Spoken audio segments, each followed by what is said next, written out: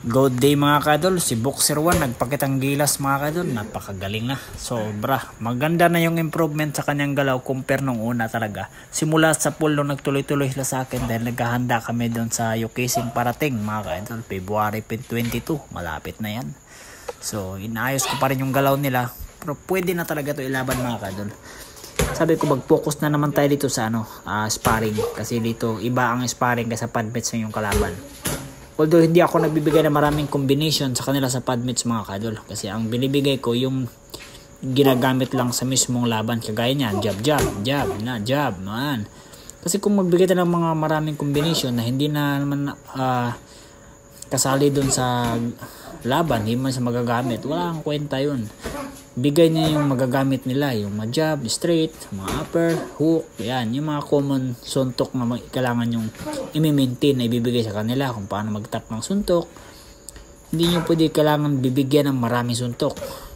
Ang maraming combination sa mga upper sa baba, magagamit yan pag nakadikit ka, pero papagawa nyo pa rin yan. So ibig kong sabihin, huwag nyo lang masyadong damihan yung combination. I-focus nyo kung ano yung karaniwang ginagamit sa laban. Mga ganyan, jab. Paano kumuha ng jab, di ba? Kailangan mo i-maintain yung mga ka-idol.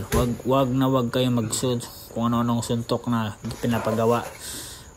Maintain nyo kung ano yung karaniwang ginagamit sa laban para hindi kayo mahihirapan. Ayan. Sa improvement mga kadol, kaya na siya makipagsabay sa akin, pero natatakot siya dahil napipil niya yung lakas ng suntok ko, kasi may binibitawan ako sa kanya na sa 60%, hindi pa naman 100% yan, 60% pa lang yan. Pag hinataw ko yan mga kadol, wag naman masasaktan masyado, saan tama lang na kakayanin niya. So nag-adjust ako, lalo na sa ulo, hindi ko siya pwede mo nang hatawin sa ulo malakas, kasi bago pa mga ka-idol, iba pa rin yung suntok ng pro kaysa mismong amateur lang. Madiin yung suntok ng pro, kagaya naman kayo, nagpasuntok lang ako. Yan. Pero sinusuntok ko siya, more na speed lang. Wala talaga akong binibitawan na power masyado. Na 60% lang yung body. Tapos sa ulo, mga 20 to 15% lang. Hindi ako sumusuntok ng malakas sa ulo kasi mahirap na. Bata pa yan mga ka-idol.